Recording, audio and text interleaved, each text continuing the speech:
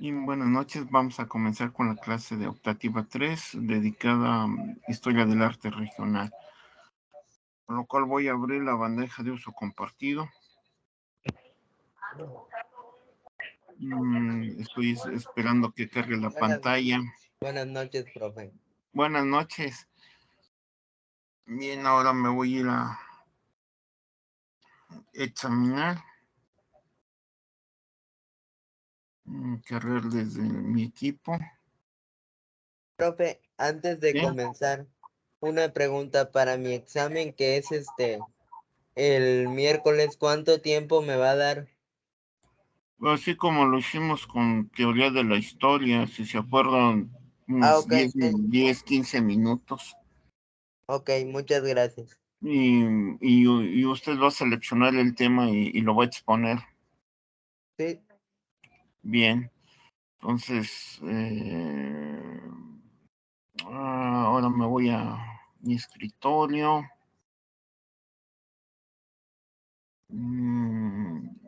O en descargas. Vaya. A ver, ¿qué tengo acá? Entonces me voy a mi escritorio. El que tengo abierta el PowerPoint y el PDF.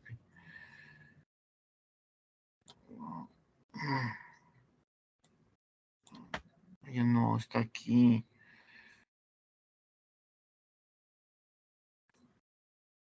En mi escritorio tengo otras cosas. A ver, otra vez. Ya le di clip.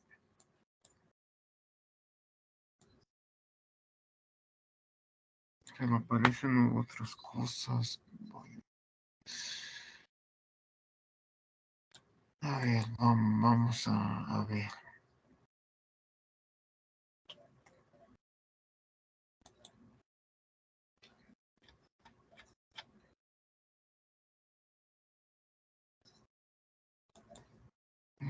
Otra vez. Vamos a dar clip, cargar desde mi equipo. Voy a mi escritorio. Aquí debo buscar iglesias.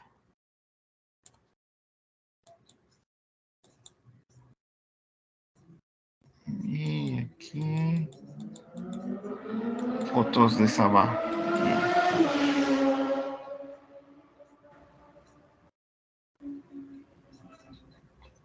Vamos a cargar el archivo. Y se está cargando. Vamos a esperar unos minutos a que termine de cargarse.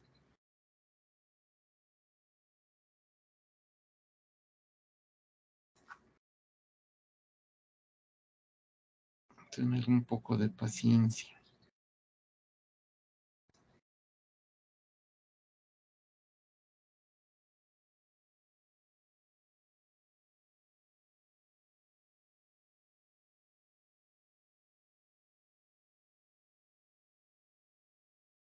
Ahí está.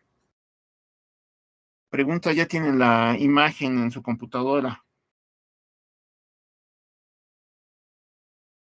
Buenas noches, yo sí la puedo ver, profesor. Sí, gracias. Bien.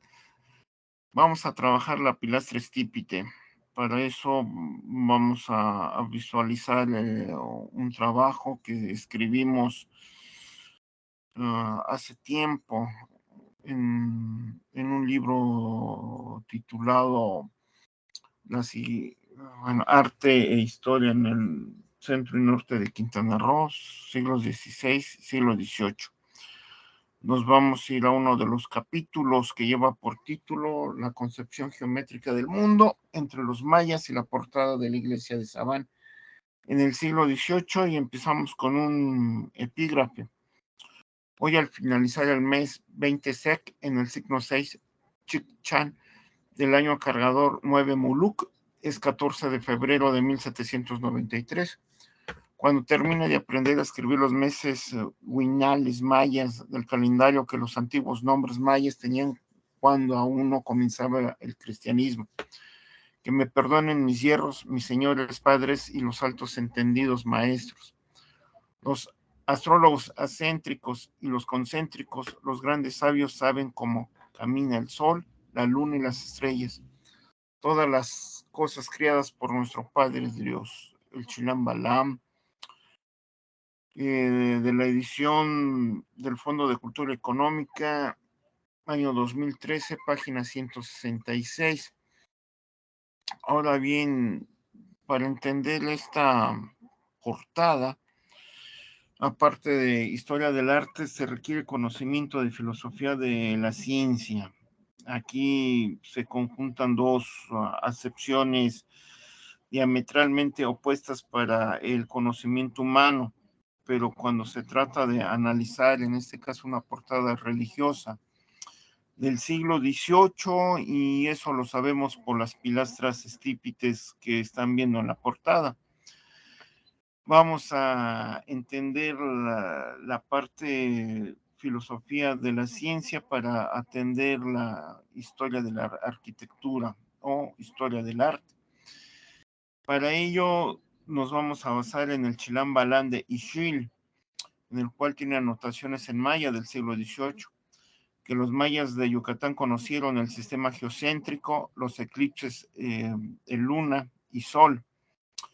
En el libro Chilam Balam hay anotaciones que vivieron cometas. La mayoría de los naturales debió de tener un elevado grado de analfabetismo, en razón que estamos hablando de sociedades agrícolas. Y gran parte de esta sociedad estaba en encomienda en trabajos de las haciendas, principalmente dedicados a la agricultura. La pregunta, ¿qué tiempo tenían para leer y escribir castellano? A lo que nos lleva a la otra pregunta, ¿quién sabía leer y escribir?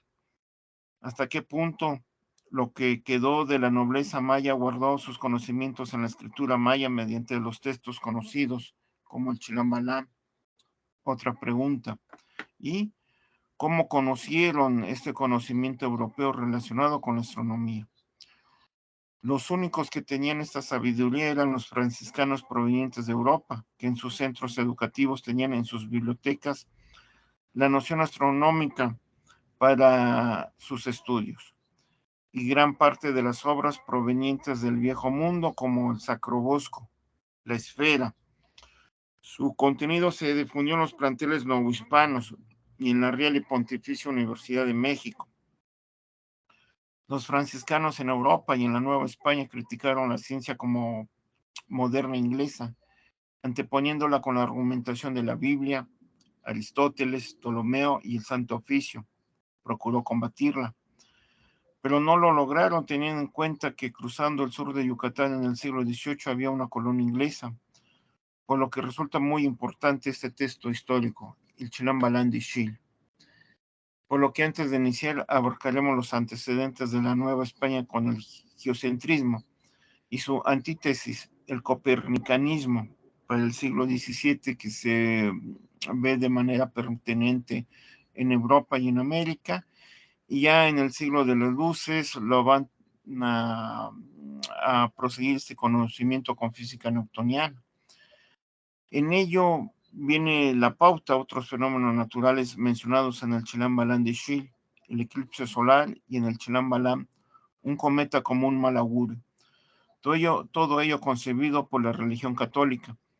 En la península están los franciscanos que combatieron el copernicanismo y el newtonianismo en el siglo XVIII, mientras el razonamiento científico de los científicos de la época lo vieron como fenómenos naturales. Para dar pauta posteriormente a la portada de la iglesia de Sabán, se construida posiblemente en las postrimerías del siglo XVIII, dado que tiene pilastras estípites y su fachada está concebida con una visión iconográfica del mundo celeste que se va a tratar de analizar. Los antecedentes en el Nuevo Mundo es la difusión de teorías científicas provenientes de Europa.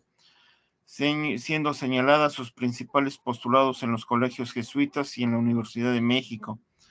Hacer esta sociedad novohispana heterogénea cuando apareció en el firmamento un fenómeno natural, como por ejemplo un cometa, un eclipse lunar o un eclipse solar. La población se refugió en las iglesias a orar y tuvieron que, como promisión, que el suceso celeste era un castigo de Dios a la humanidad. De igual manera, la mayor parte de la sociedad novohispana consultó a personas que tenían una tradición en la medicina prehispánica para el alivio de las enfermedades sin recurrir al doctor.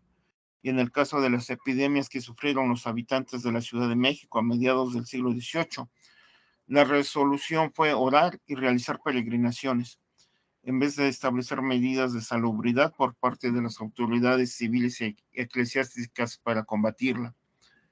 La sociedad novohispana del barroco estuvo sumergida en el caos de la ignorancia y de la potestad de la Iglesia Católica, que infringió temor sobre los diferentes fenómenos naturales que fueron observados en su entorno.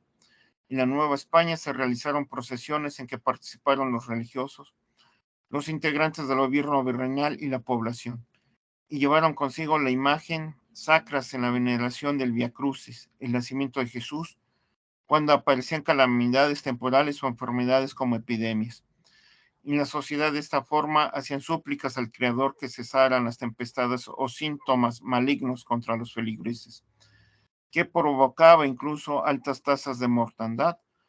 Por lo tanto, esta sociedad tuvo una ética de responsabilidad religiosa católica: venerar a las imágenes religiosas, orar y escuchar las sagradas escrituras en los templos.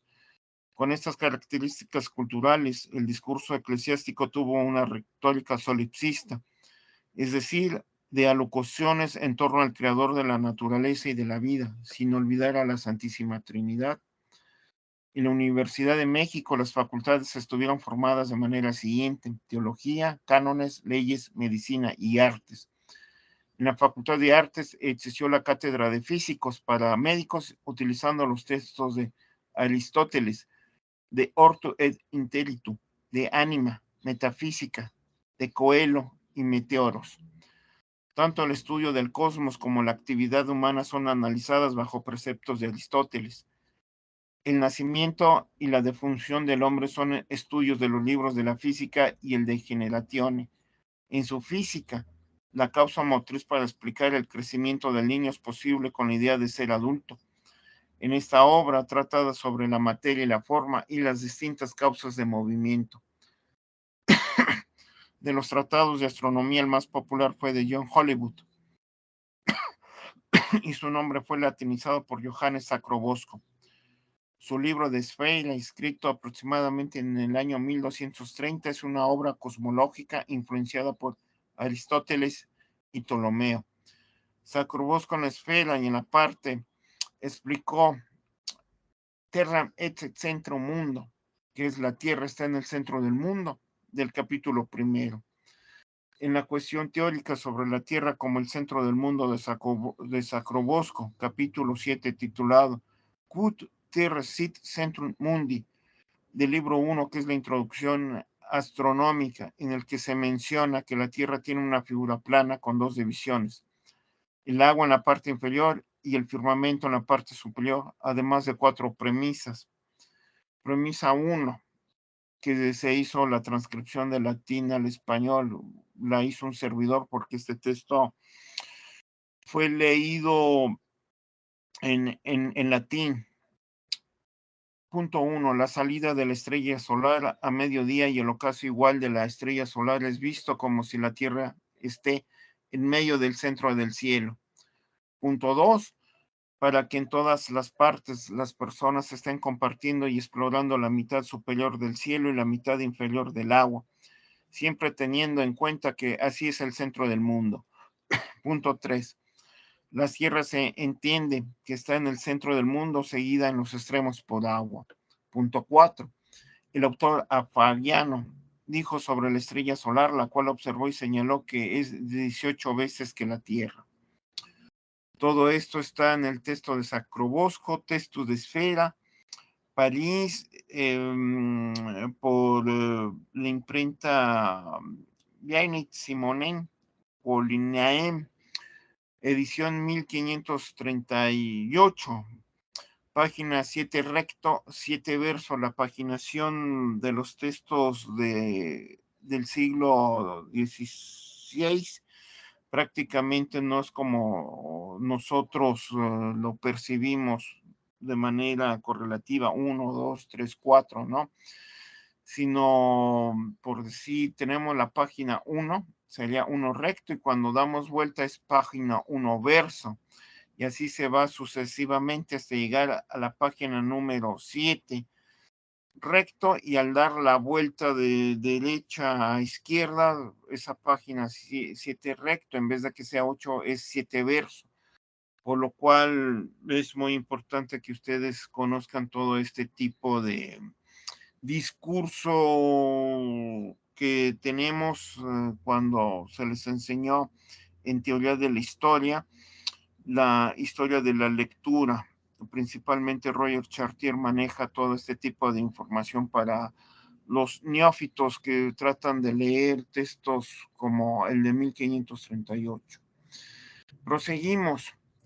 La inmovilidad de la Tierra, a la vez que está situada en el centro del universo, tal y como lo manifiesta la parte del libro de Sacrobosco, la esfera, ut terra sit centrum mundi, el cual está pegado a las sagradas escrituras, esfera, y sería la esfera. La Tierra está en el centro del mundo, sería la transcripción de latín al español. Y el sistema filosófico de Ptolomeo no tiene análisis matemático, dado que estos postulados no están acordes a los métodos de la filosofía natural de la Ilustración, incluyendo para la comprobación el desarrollo de instrumentos científicos para ser cuidadoso en la observación del macrocosmos y la matemática, para hacer cálculos exactos de movimientos de los cuerpos celestes, lo que representó un rechazo al anticopernicanismo y a la astronomía teórica y observacional que está triunfando en el mundo ilustrado, la newtoniana.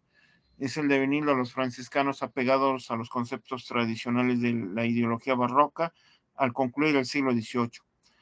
La introducción del texto de Copérnico, la revolución de los orbes celestes, significó el rompimiento con la educación tradicionalista católica, dado que fue el libro insertado en el índice de libros prohibidos en 1616 por ser defendido por Galileo ante el Santo Oficio, y cuya obra tiene una tesis que contradice las Sagradas Escrituras con relación a la inmovilidad de la Tierra.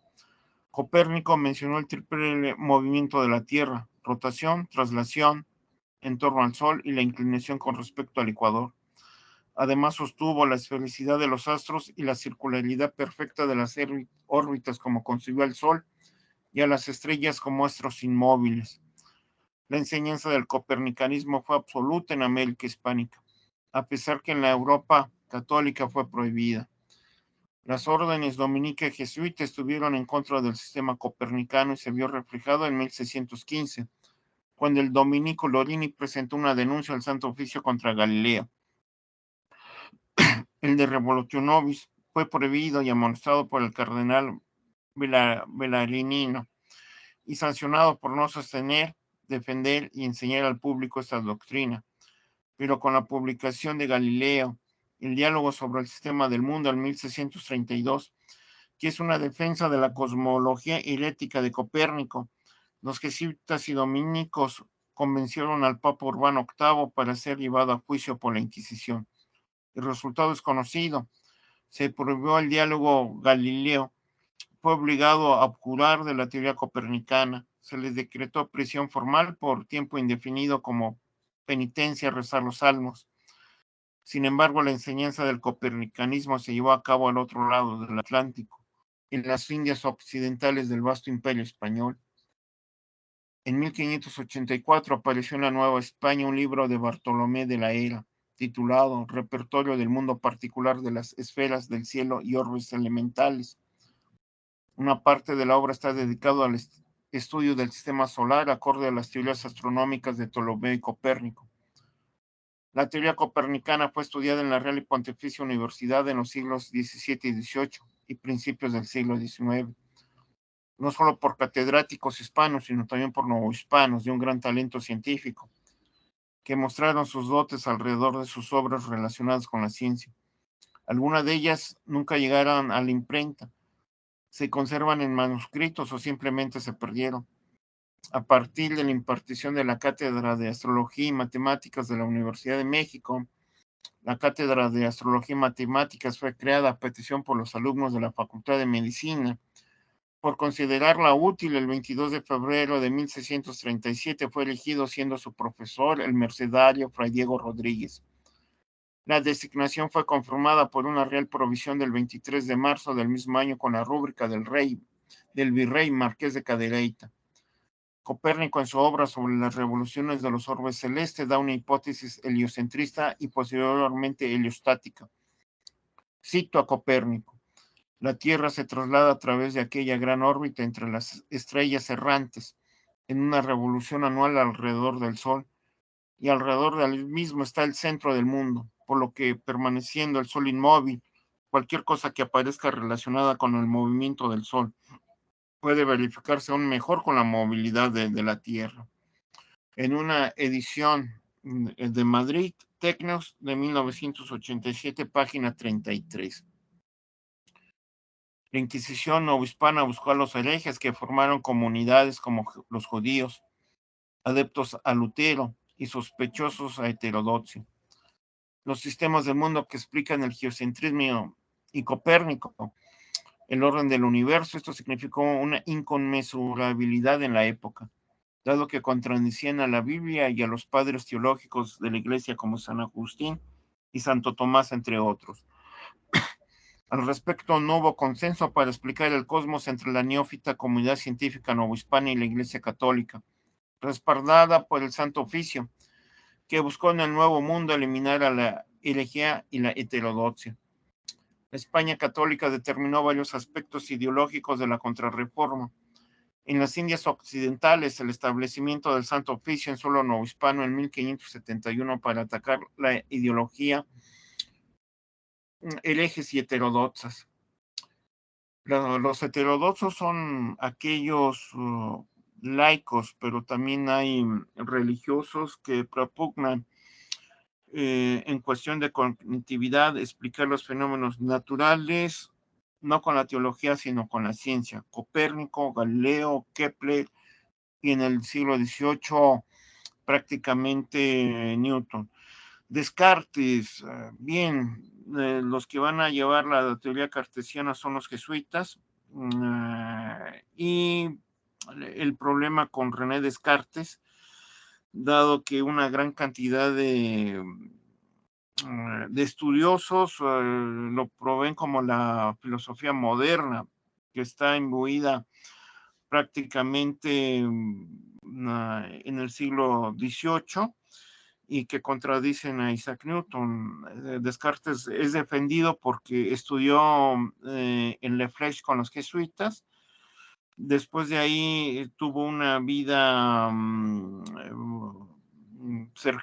el século es el siglo, es decir, en la calle, en la comunidad que está fuera del convento, estuvo en las guerras religiosas apoyando a los franceses en contra de los luteranos, siendo soldado, fue a los bares, tuvo amoríos con damiselas, jugó a los dados y llegó un momento de su vida que se retiró de toda esta situación de una vida alegre para acercarse a los jesuitas y empezar a escribir temas relacionados con el cosmos, una variedad de ellas que puede ser la dióptrica, un estudio sobre la ciencia de la óptica que tiene matemática cartesiana, evidentemente, ecuaciones de tercer grado, la geometría cartesiana. En ello está la descripción matemática no solamente de la línea recta, un cuadrado, un triángulo, sino también de la curva, una hipérbola o una elipse con ecuaciones matemáticas. Y es un desarrollo en el conocimiento de la ciencia, pero evidentemente los jesuitas se van a apoyar en René Descartes para contradecir a Newton, Los franciscanos se van a apoyar en René Descartes para contradecir a Newton. Su obra, El Principia de 1687, que es la primera edición, y ahí tenemos la inconmensurabilidad, los religiosos atacando el Principia de Newton. Todo esto que estaba pasando en Europa va a llegar a América con estas ideologías cartesianas y la antítesis que es la newtoniana, todo ello. Por lo cual, siguiendo a Niklas Luhmann, vamos a tener dos razonamientos, el razonamiento científico y el razonamiento religioso, y ambas son válidas para poder explicar la naturaleza, la creación del mundo, los fenómenos celestes, el movimiento de los astros, de los planetas, el movimiento de un cometa. Pero evidentemente, mientras estas pugnas teológicas en contra de la ciencia, los franciscanos estaban cerca de la filosofía erasmista, es decir, de Erasmo de Róterdam, y la defensa de los agustinos a favor de los indígenas para que no paguen el diezmo. La fuente es Richard Greenleaf, La Inquisición en la Nueva España, siglo XVI, México, Fondo de Cultura Económica, páginas de la 144 a la 197, está esta información. Todo esto mientras está el culto mariano, representado por una Virgen de tez morena, Nuestra Señora de Guadalupe, que vamos a ver el día de mañana, para que la sociedad novohispana la venerara en su santuario del Tepeyac. Hubo una amplia difusión de esta imagen por parte del episcopado y demás órdenes religiosas que se dio en toda la Nueva España. Los matices de la Contrarreforma se reflejaron en suelo novohispano al oír misa, leer libros de la época medieval que estudiaron el geocentrismo y que no contradijeran las Sagradas Escrituras sobre el movimiento de los astros, que defendieran la fe mariana y la Santísima Trinidad, de manera institucional como sucedió en las diversas órdenes religiosas con influencia ideológica del barroco. Fue una muestra por parte de la Iglesia Católica para no permitir la expansión del luteranismo y del calvinismo al otro lado del Atlántico. Tratar de evitar la idolatría en el mundo indígena, en las colonias españolas y portuguesas de América. Para el siglo de la Ilustración, el texto de Sacrobosco era prácticamente obsoleto, pero debe tenerse en cuenta que dicha obra respondió a su momento histórico del siglo barroco del XVII y en la legislación universitaria, cual de la Real y Pontificia Universidad de México, empeñada en no permitir la penetración de ideología luterana y heterodoxa. La heterodoxa es el conocimiento científico. En el siglo del barroco novohispano, contraponiéndose con la celebración de la misa, la Eucaristía, la veneración de la Santísima Trinidad, de la Virgen María, así como el respeto a instituciones religiosa católica, la Iglesia y sus normas éticas morales para la sociedad, como puede observar el lector en este trabajo. Los aspirantes para ostentar la cátedra de astrología, que hace referencia a la influencia de la religión católica en los estatutos de la Real y Pontificia Universidad. Evidentemente, el Santo Oficio, para evitar esta infiltración, al igual que las ideas newtonianas en la Europa cristiana y en la América hispánica y portuguesa, por considerarlas como una filosofía anticlerical, y con ello la medida religiosa de los devotos del Dios cristiano trató de reprimir o silenciar, imponiendo su cultura hegemónica, con una crítica destructiva, el saber universal newtoniano. El Papa Urbano VIII, quien estuvo en el pontificado en Roma desde 1623 a 1644, no aceptó el sistema copernicano y en ello quedó prohibido para que el mundo católico en su momento aceptara la física newtoniana. Aquí fíjense, en todo este tramo, estoy citando a Carlo Ginzburg, Lo Benedicti, Brujería y los cultos agrarios entre los siglos XVI y XVII, por la Universidad de Guadalajara, página 2 y 15. a David Brading, Orbe Indiano, de la Monarquía Católica de la República Criolla, México, Fondo de Cultura Económica, página 516. De acuerdo con Newton, el Sol era el centro del sistema solar y el miembro más grande de dicho sistema. Y debido a su fuerza de gravedad, giran a su alrededor con órbitas elípticas. Los planetas conocidos en el siglo XVII, pongan atención, no están todos, solo los conocidos en el siglo XVII. Mercurio, Venus, Tierra, Marte, Júpiter y Saturno. Y la fuente es Carl Sagan y Jonathan Norton Leonard, Los planetas. México, Live Offset, Latina, 1974, página 815. En cambio, la teoría geocéntrica de la Tierra, esta tiene una forma esférica.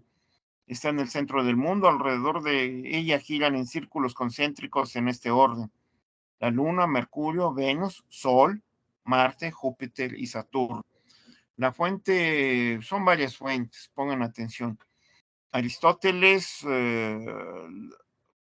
sus obras en latín, editorial Luc Duny en Lyon, Francia, de 1563, página 596-597. Este libro se consultó en la biblioteca de la Universidad de Guanajuato, en el Centro Histórico de Guanajuato, en la biblioteca de arquitectura.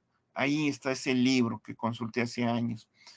Obvio, Aristóteles, la física, Madrid, Gredos, 1995, página 136 a la 464. Aristóteles, acerca del cielo y meteorológicos, España, Gredos, 1996, página 146, 161, 162. El Ptolomeo, la geografía, Venetis Apud, de 1562, si no mal recuerdo, esto se consultó en la biblioteca, la que está en Puebla, a un costado de la biblioteca, que sería la Palafoxiana, 1562, página 58-63. Igualmente el Claudius Ptolomeo, el Almagesto, una edición moderna, Chicago, este está en inglés, Universidad de Chicago, 1977, libro 1, página 5, libro 2, página 713, libro 3, página 90-91, libro 4, página 108, libro 9, página 270-311, y del mismo autor. Este se consultó allá en la Biblioteca de Ciencias, Facultad de Ciencias de la UNAM. El Tretabiblos, London, Gran Bretaña, editor William Herring, 1980, página 441-447. Esta edición de la Universidad Autónoma Metropolitana, Unidad Iztapalapa, porque ahí hay posgrado de Filosofía de la Ciencia. Del mismo autor, la geografía, New York, Dover, 1991, 25 a la 163. Esta edición la compré en un libro de viejos. Conseguí esta edición. Igualmente conseguí la hipótesis de los planetas, Madrid, Alianza, Universidad, página 187. 57, 123. Entonces, esto que estoy mencionando es heurística. Citar los libros del sistema geocéntrico, varios libros de Aristóteles, incluyendo en latín, Ptolomeo, la geografía en latín, diferentes bibliotecas coloniales, la edición moderna de la Universidad de Chicago, que se compró en una librería de segundo uso. Son libros agotados. La hipótesis de los planetas, esa tarde tuve suerte y la conseguí en la Gandhi, librería Gandhi, que está cerca de la UNAM. Hay una gran librería. Y varios textos de Ptolomeo, para dar una heurística y profundidad a este tipo de investigaciones. Luego hago la explicación de un eclipse solar, un cometa, que esto se los expliqué en pensamiento grecorromano. Pero ¿qué nos dice con todo esto el Chilam Balandi Ishil, el sistema del mundo? Cito, es una edición que se puede conseguir en Chetumal. Cuando salí de Chetumal en el 2020, a finales del 2019 y principios del 2020, compré una edición que la terminé. La terminé hace mucho tiempo, pero la terminé de leer, por decir, conseguí la edición del año 2011 de Conaculta. En el 2015-2016 la terminé de leer. Cuando salgo de Chetumal por la pandemia y estar encerrado en la Ciudad de México, la vi en el Liverpool, en la librería de Liverpool vi varios ejemplares y también vi varios ejemplares en la librería de Conaculta que está al interior del Museo de la Cultura Maya. Entonces, el sistema del mundo, cito esta edición en la página 213. Esta es la imagen de los 11 capas del cielo, específicamente el cielo es donde están los planetas, así ordenados sobre la Tierra. En el primer asiento es donde está la luna, este es el nombre más bajo de esta capa, es el origen del cielo. El segundo cielo está Mercurio y siguen así ordenados los planetas. El Sol está en la cuarta capa del cielo, las estrellas se encuentran por arriba del Sol. En este orden la Tierra está en medio y no está el cielo sino enfrente a él. Por lo cual toda esta perspectiva con lo anterior que puse es el desarrollo de la física aristotélica en el Chilam Balam de Ishil, es lo que estoy trabajando aquí. El dibujo está en el centro, hay un dibujo. En el centro ahí se encuentra la Tierra y alrededor de ella gira la Luna, Mercurio, Venus, Sol, Marte, Júpiter y Saturno. Es una traducción del maya al castellano. Es un sistema del mundo geocéntrico acorde al sistema tolemaico con influencia de Aristóteles y las Sagradas Escrituras. Y esto lo enseñaron los franciscanos en Yucatán y quedó registrado en el Chilam Balam de Ishil. El problema que para la gente que esté leyendo el Chilam Balam de Ishil allá en la península de Yucatán, lo hacen a través de la historia cultural.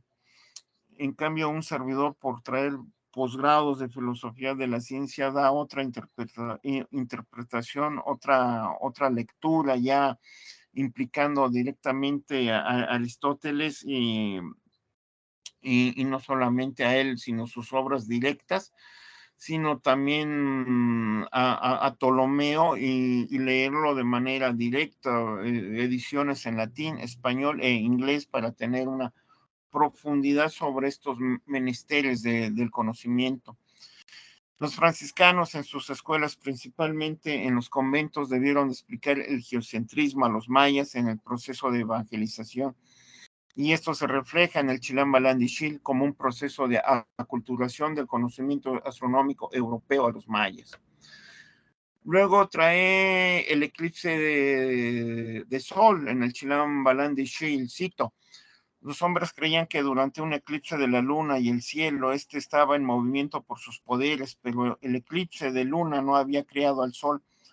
Fue Dios nuestro Señor que iluminó el mundo, el universo, porque el ovillo de fuego estaba en el cuarto piso de las nubes. Fue entonces que se detuvo la claridad. Se manifestó entre nosotros aquí sobre la tierra que había soles gemelos, y en un principio los dos estaban en el cielo y se veían. La sombra de la tierra escondía su vista. Se apegó su claridad cuando fue mordido. Entonces creyeron los que tenían entendimiento que el sol atravesó la tierra y sus pueblos. Los dos soles estaban arriba de la tierra y entonces fue cubierto por uno de los soles y desapareció su claridad. Esto está en el Chilam Balam de Ishil, página 161-163.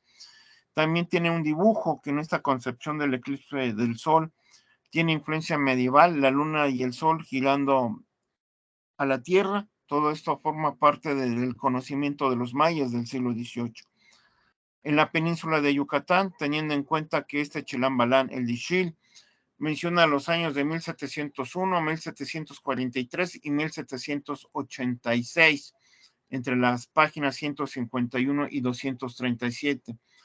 Estos indicadores cronológicos importantes que se han rescatado de este libro han servido para determinar el marco histórico, es decir, estamos en el siglo de la Ilustración. También el Chilambalán de Chile está impregnado de las Sagradas Escrituras al hacer mención de Dios como creador del mundo. Veamos lo que nos dice la Biblia en la parte del Génesis de la creación. Cito la Biblia. Dijo así mismo Dios, haya un firmamento en medio de las aguas, que separe unas aguas de otras. Y el firmamento Dios lo llamó cielo y la nube tarde. Y hubo una mañana, día segundo, dijo después Dios, haya lumbreras en el firmamento del cielo, y que distinguen el día y la noche, y señalen los tiempos, los días y los años.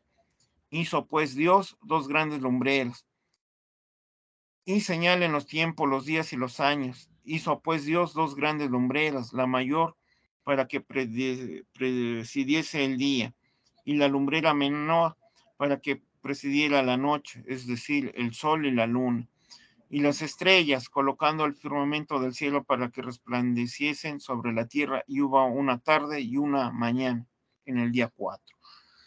Estoy citando una Biblia proveniente de Barcelona, editorial Herder, de 1986, página 20. En la Biblia es muy preciso el contenido de su argumento sobre el día precedido por el astro solar y la noche por la luna, que al encontrarse ambos en un firmamento se produjo un eclipse solar, como vieron los mayas en la época colonial.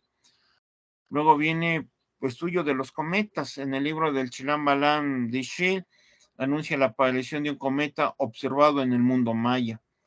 Bajo el poder de Ak-Uk-Kin, el 7 Sol, cometa, en el Catún será que vengan las cuerdas y el pan de ceiba negra y el pan de maíz negro, como el pan de Catún 9, Ajau, cuando Ka-Kinchikul, 2 Sol signo, Sac-Waknal, blanco proveniente, sea el rostro que gobierna.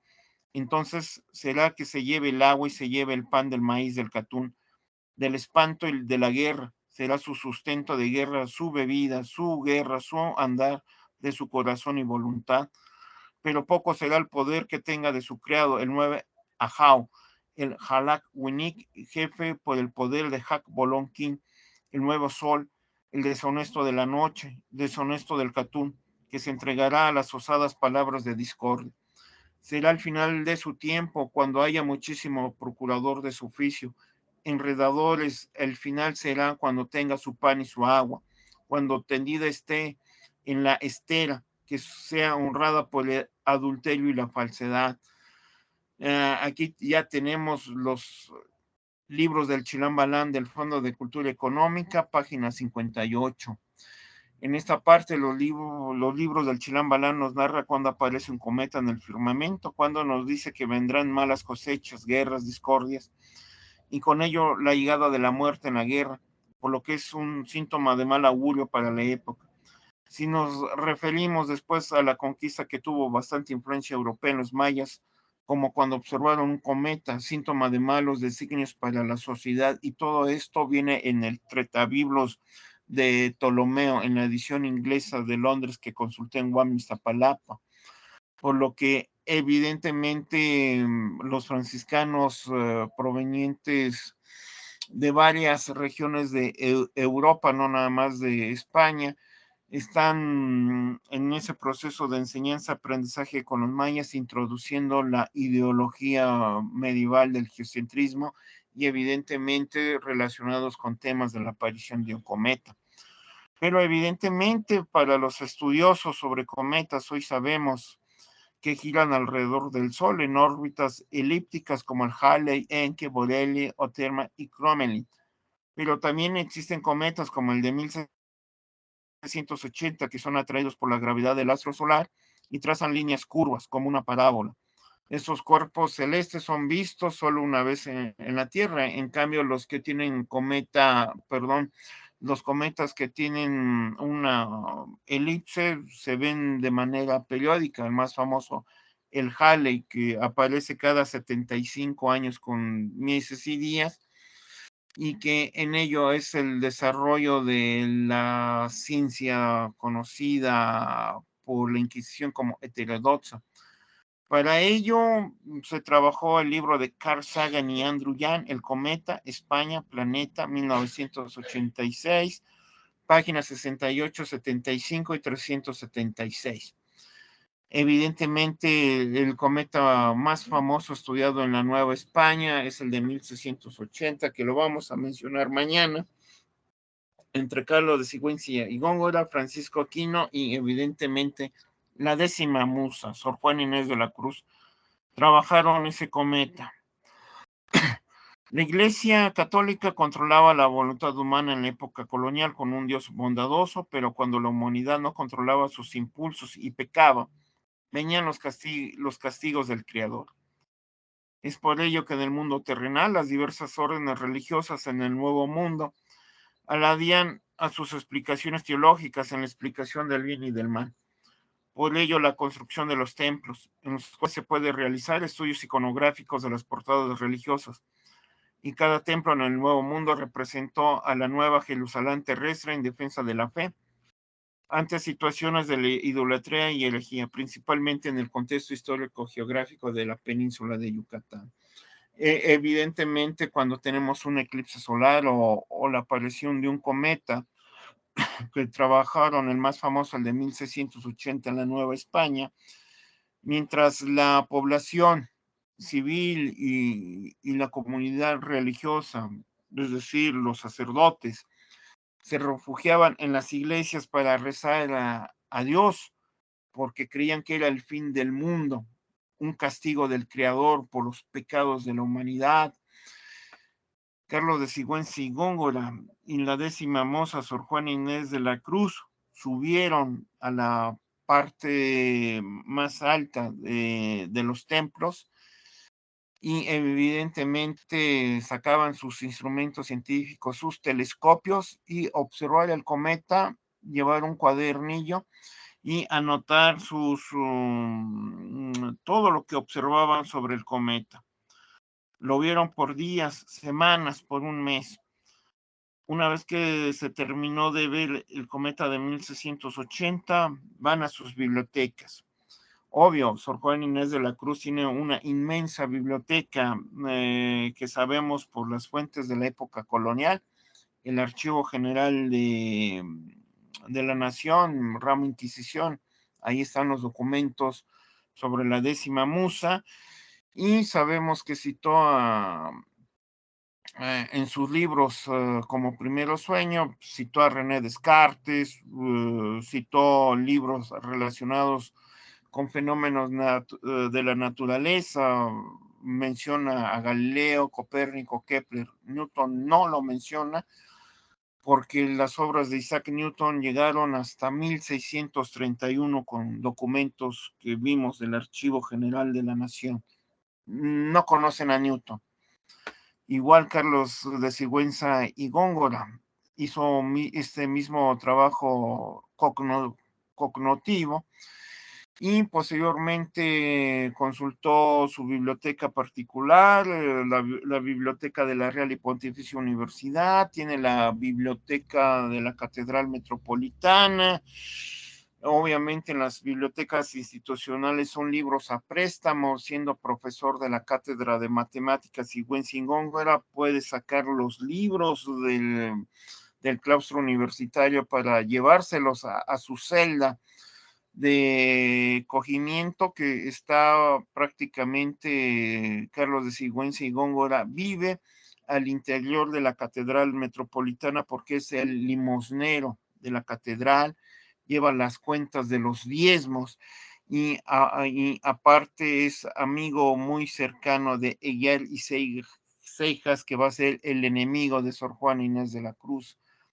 Entonces tuvo un amplio conocimiento de Kepler, Copérnico, Galileo, y menciona a René Descartes en su libro La Libra Astronómica, que publicó 10 años después, en 1690. En cambio, Sor Juana Inés de la Cruz publica todo este conocimiento en una poesía, mientras que Primero Sueño es su obra más reconocida como obra de filosofía científica, por lo cual hay que leer a Sor Juana Inés de la Cruz, no solamente Primero Sueño, sino también su poesía para entender en dónde está esta heterodoxia que busca la Inquisición, la ciencia moderna, es la heterodoxia. Bien, es por ello que en el mundo terrenal las diversas órdenes religiosas en el Nuevo Mundo aluden a explicaciones teológicas.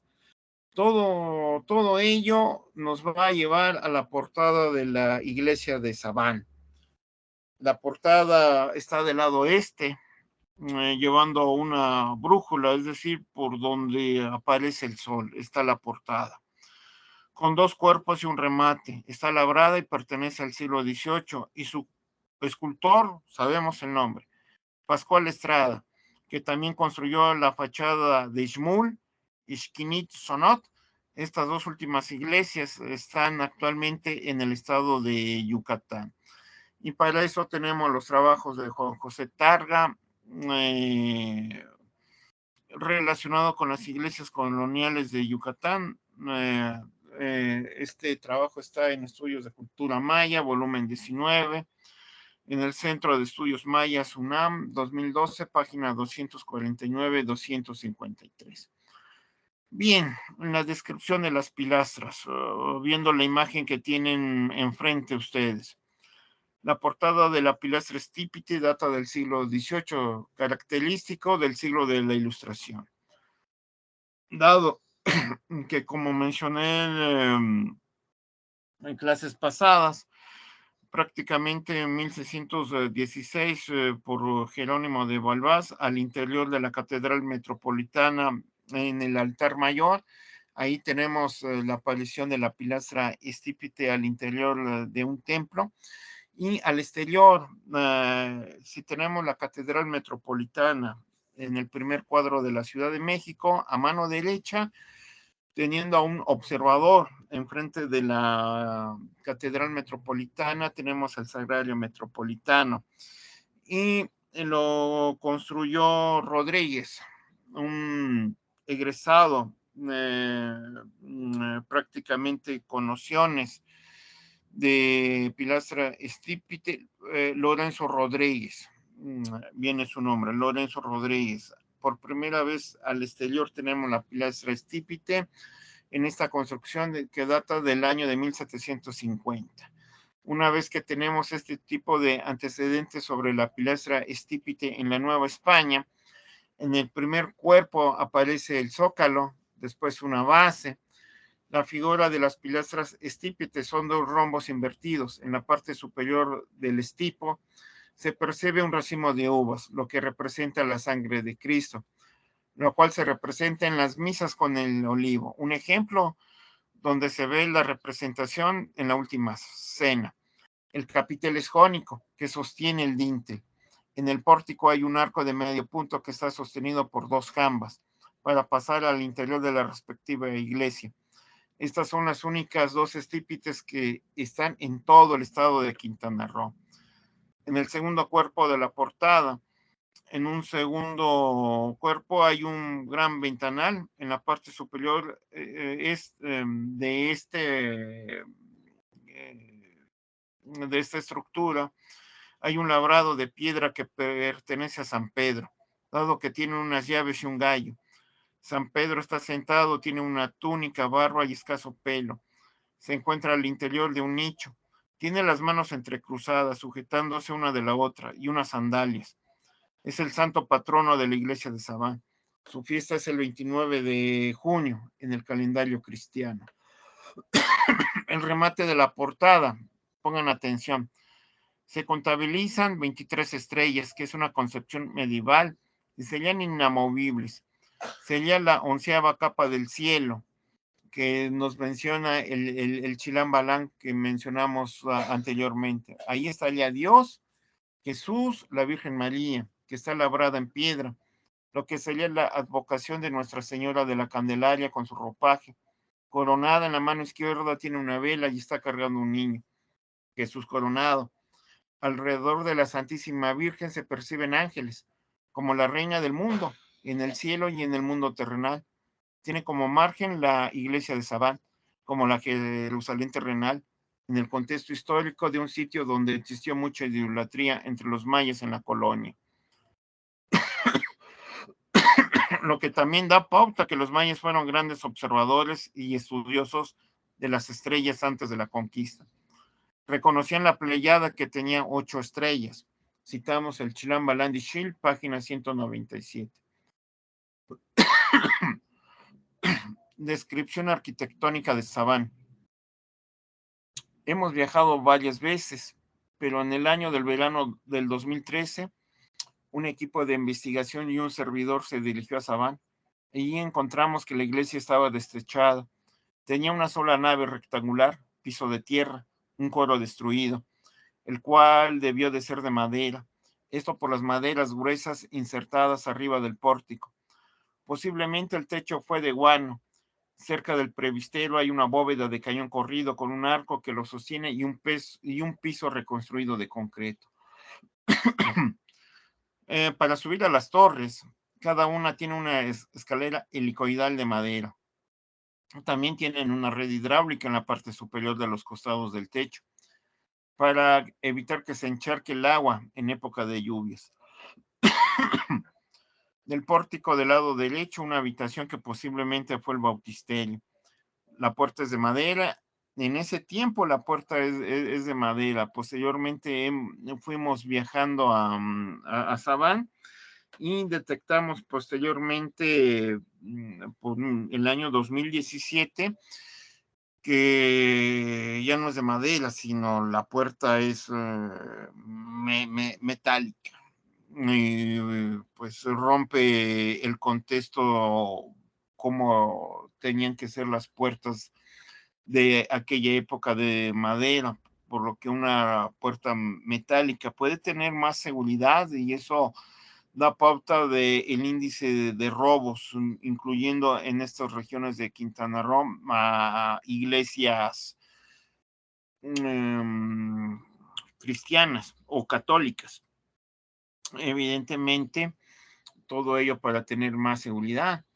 Pero, como menciono, luego regresamos en mayo del 2015 a Sabán y ahora tenemos un techo de 2 aguas con láminas metálicas, grandes maderos que la sostienen al interior de la iglesia. El piso había sido remodelado y tapizado con material del siglo XXI.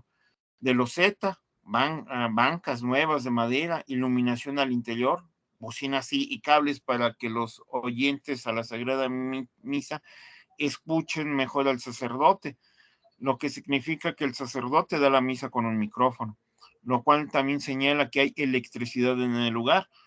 La puerta en ese momento estaba cerrada con un candado, por lo que fuimos a buscar al sacristán que hizo el favor que nos abrieran. Todo esto con los documentos presididos del Instituto Nacional de Antropología e Historia, para que el sacristán abriera la puerta. ¿Qué observamos? Los muros laterales no tienen contrafuerte, tienen a los lados de la portada 2 torres que rematan con sus respectivos campanarios. La iglesia de Sabán es la única que tiene campanarios de la época colonial en Quintana Roo, por lo que es diferente al resto de las iglesias de la región de Quintana Roo, construcciones sacras de la época colonial en el estado de Quintana Roo. La reflexión final, el revelador, fue hacer la lectura del Chilam Balam Dishil y reconocer que la parte introductoria está más apegada al análisis de la herbolaria y de la manera lacónica al estudio de la astronomía de la época, ya que esta, en varias ocasiones de los astros del periodo medieval, está inmersa las ideas en el momento de hacer la lectura del Chilam Balam Dishil. Por lo que usando conocimientos de astronomía de los siglos XVII y XVIII, tratamos de exponer que el contexto histórico, los franciscanos introdujeron el conocimiento del sistema del mundo geocéntrico en la península de Yucatán, teniendo como fuente una obra como el Chilam Balam, escrito en lengua maya aproximadamente a finales del siglo XVIII. una época importante en el paradigma científico, no solo novohispano, sino también en el mundo, dado que es el triunfo no solo del copernicanismo, sino también de la física newtoniana en boga en todos los centros de enseñanza a nivel universitario en el mundo, y también en las Indias occidentales, como el caso de la Real y Pontificia Universidad, pero también el Santo Oficio a nivel internacional en el siglo XVIII.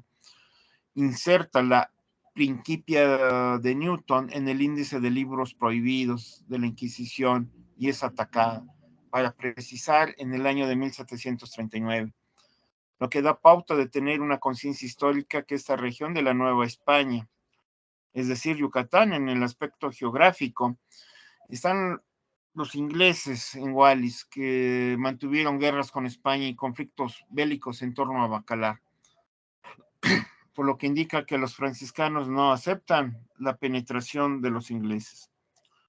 Por ello, la construcción de la filosofía natural inglesa como medio para evitarlo por medio de la enseñanza del sistema del mundo geocéntrico, y la construcción de Sabán con una portada que tiene estrellas en la portada, que representan una constelación, porque los mayas eran estudiosos del cielo, y esas estrellas de la portada de Sabán representan el cielo, donde la reina es la Virgen, la domina en el mundo celeste y terrenal, con la fe y en ella, en la religión católica.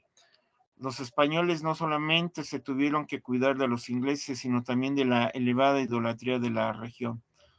La sublevación de los mayas, quienes nunca aceptaron las conquistas de los hispanos, y por lo cual se cita una gran cantidad de fuentes para atender todo este proceso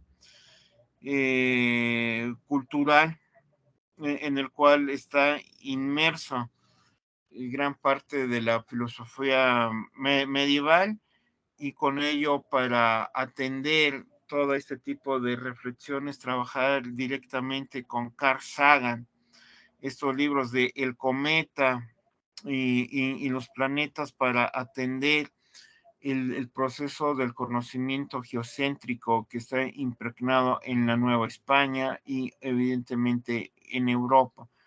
Y en ello, un libro famoso medieval, Juan Sacroboscus, La Esfera, que citamos de 1538, evidentemente la obra de Ptolomeo que consultamos en inglés, la geografía, el Tretabiblus, una geografía latinizada por Ptolomeo de 1562.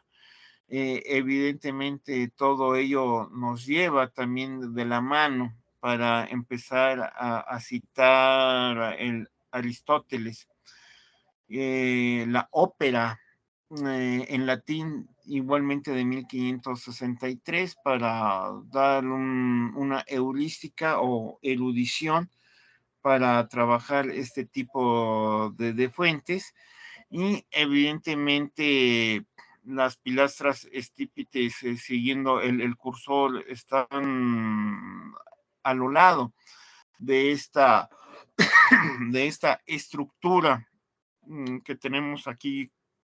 La portada sería en el primer cuerpo, y, bueno, y visualicen bien que son dos estipos invertidos prácticamente, haciendo alusión que uno de los estipos que están cerca de la base son las piernas, el estipo superior prácticamente sería el tórax, y el capitel jónico sería la cabeza, y es la geometrización del cuerpo humano.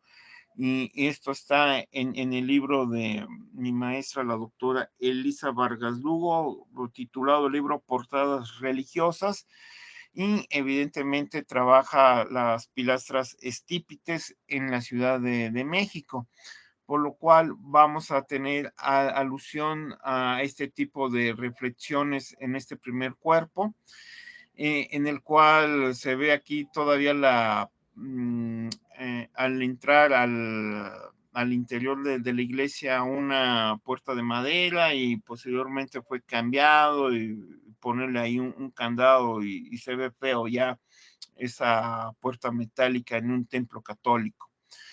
En el segundo cuerpo vamos a tener un ventanal que aquí, como en las otras estructuras religiosas que hemos visto, se filtra la luz solar para iluminar al interior con la luz natural del astro solar que se está ocultando por el occidente.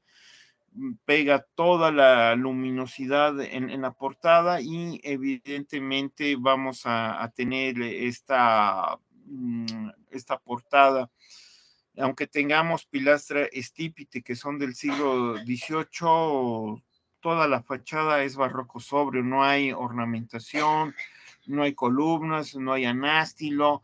Y cuando tenemos en un tercer cuerpo que sería prácticamente el relieve, muchas personas lo confunden con San José el Labrador, que fue la explicación que me dio el sacristán, por lo cual viajamos varias veces a Saván, llevando prácticamente una mejor cámara para ampliar la imagen con la lente, o llevando prácticamente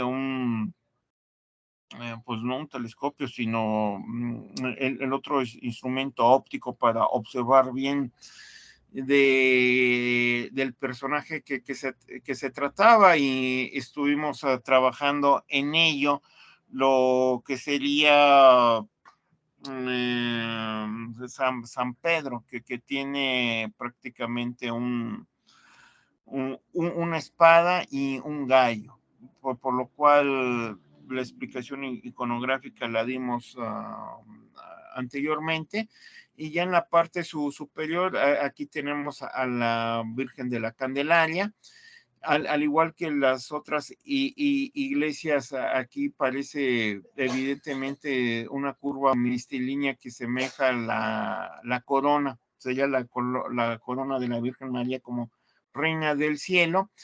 Y vean ustedes aquí las estrellas, 1, 2, 3, 4, 5, 6, 7, que estaríamos trabajando muy cerca de la imagen de las Pleiades que nos menciona el libro de el Chinambalán de Ishin.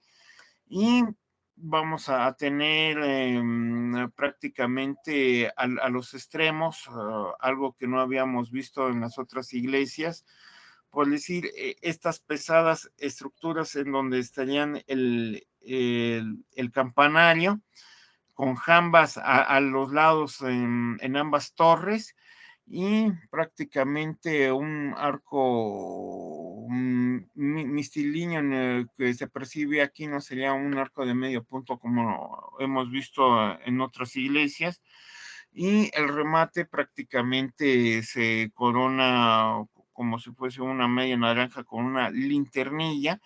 Y para subir a estas estructuras religiosas, observamos de que hay puertas cerradas con de manera helicoidal, una escalera de madera para tocar estas puertas. Proseguimos con la otra imagen. Aquí ya sería un acercamiento sobre la iglesia, y ustedes pueden ver aquí los estipos. Aquí estarían prácticamente las uvas, y vean acá tenemos los estipos que sería el tórax y el capitel jónico, por lo cual tenemos este tipo de representaciones. Y vean ustedes aquí, por decir, en la imagen anterior, aquí tenemos una puerta de madera que se ve claramente. Y ya en esta segunda imagen tenemos una puerta metálica con un grueso candado, con una estructura metálica de cadenas para el candado. Y aquí tenemos pues esta estructura, por lo cual un observador al ver la iglesia cerrada ve todo lo interior, y con ello puede ir uno con el sacristán para que haga el favor de abrir la puerta metálica. Aquí tenemos una parte lateral que sería prácticamente, si regresamos, aquí sería la parte principal, sería el atrio, el pórtico. Aquí sería jamba, y no tenemos, por decir, jamba, pero vean el arco de medio punto. Aquí sería el dintel, y esa estructura fea que tenemos aquí, prácticamente la pusieron en el siglo XX para romper toda la parte frontal de la iglesia y recortar para tener una puerta metálica más corta, dado que si hubieran traído al herrero para hacer una puerta más elevada, los costos se hubieran elevado. Hace suponer que fue más que nada por costos para poner esa trable horrible que rompe con la parte cultural colonial de la península de Quintana Roo. Como había mencionado, a mano de derecha proseguimos y tenemos prácticamente todo este muro lateral de la iglesia de Sabá, y aquí tenemos una puerta clausurada que tenemos jamba, un arco de herradura para dar una perspectiva, que aquí hay una puerta de madera, tenemos jamba, un arco de medio punto, por lo que tenemos dos estructuras diferentes de jambas, arco de herradura, arco de medio punto. Aquí está el dintel, y para no poner una puerta de madera extensa o metálica que cubriría toda esta parte, lo que hicieron los sacerdotes es poner cemento, una trable y una iglesia de madera, por lo cual pues se ve fea esta estructura arquitectónica del siglo XX, y se ve inmediatamente porque el concreto y esta puerta de madera no corresponde al proceso constructivo original de la presente iglesia. Por lo cual damos partida con otra perspectiva. Ahora prácticamente en todo este patio lateral, luminarias, por lo cual en la noche debe de verse bastante interesante la iluminación de este patio, que lo hemos hecho en el año 2014, no, más bien en el año 2016, y que fuimos aquí por parte de la Secretaría de Cultura, estuvimos un par de minutos y nos reiteramos, dado que había una feria. Había panuchos con como alimentos y agua de Jamaica como parte cultural, productos artesanales para la venta por parte de los mayas de esta localidad, por lo que podemos ver diferentes facetas de construcción. No es una línea en donde una sola perspectiva, sino una, dos, tres perspectivas totalmente diferentes, por lo que nos hace dar la idea que esta estructura, que sería parte del ábside, muro la lateral, sería la más antigua, que sería la capilla del siglo XVI, para tener una segunda fase, la ampliación de esa capilla y tener la construcción de una iglesia. Prácticamente la última fase sería todo este muro lateral, y las últimas fases serían una cuarta fase para la construcción, no tanto de la portada, sí, sino de las torres que tenemos en Sabá. Podemos manejar el interior. Entonces aquí en el interior ustedes pueden observar prácticamente una reconstrucción que a mi manera de ver se rompe con los lineamientos del arte colonial, dado que la primera vez que fuimos aquí en Sabán, como lo menciono, en el año 2011, todo esto es tierra y las maderas viejitas de los asientos, y los nuevos se ve con un café un poquito más, más oscuro. Y las losetas que veo que introdujeron en ese año del 2015 o 2016, y todo esto estaba destechado. Ahora vemos que la iglesia está techada. Aquí tenemos estos pilotes de madera, un techo de 2 aguas que sería la base, y encima láminas de aluminio. Entonces, pues, para una persona con conocimientos de historia del arte, pensando los de la UNAM, pues se espantarían al ver este tipo de estructura, dado que rompe con la época colonial, pero también cabe entender que lo hacen más que nada por la funcionalidad de que exista el ministerio de la fe sagrada, que preguntando al sacristán serían los domingos, prácticamente muy temprano, 8 de la mañana, o 9 de la mañana, dependiendo del sacerdote que viene prácticamente de Tijosuco. Hay una movilidad, y si no viene un franciscano de Tijosuco, puede venir el franciscano de José María Morelos.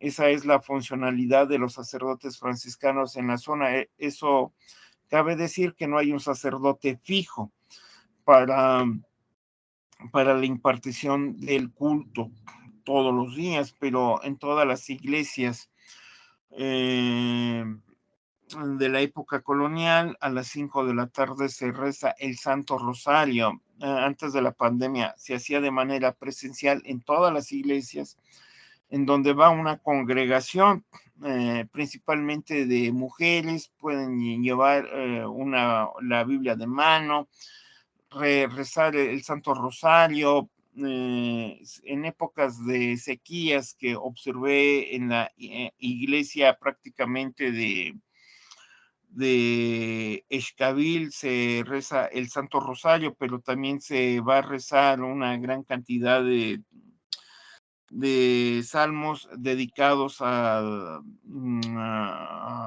que termine la sequía, a la Virgen de Guadalupe y a San Miguel Arcángel.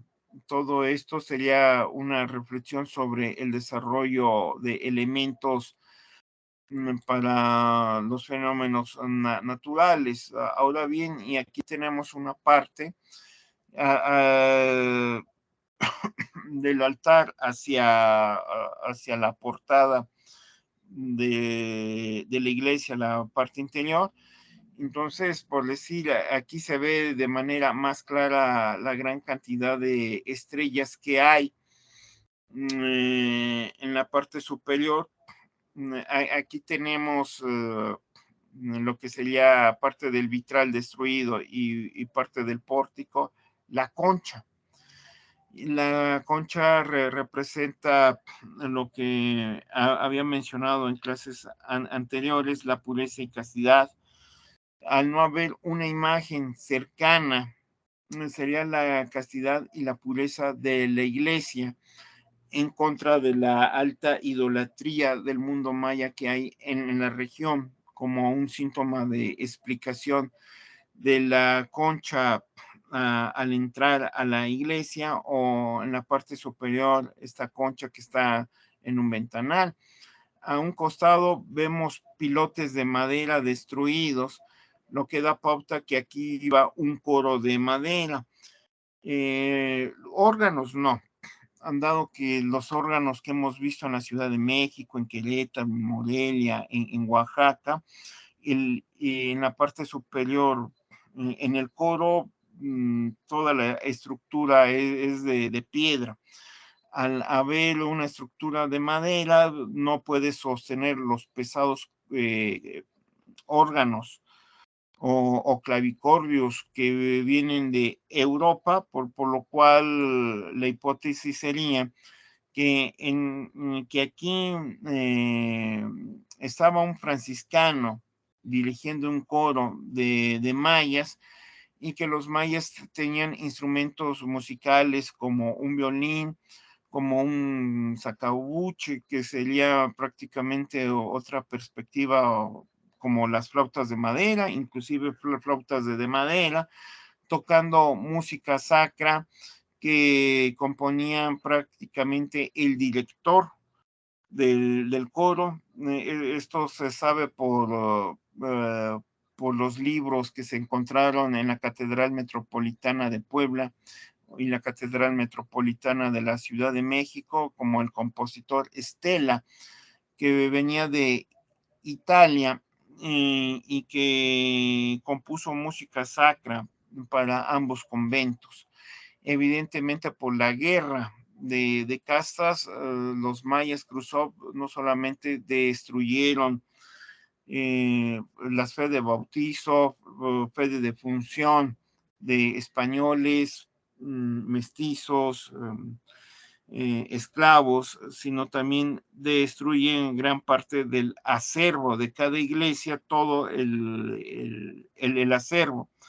Posiblemente ahí estuvieron los libros de música para darnos una idea qué tipo de música estaban interpretando. Claro que he mencionado a estas latitudes, olvídense de Beethoven, de Mozart, de Vivaldi. Eso es para Europa, de Bach para Europa.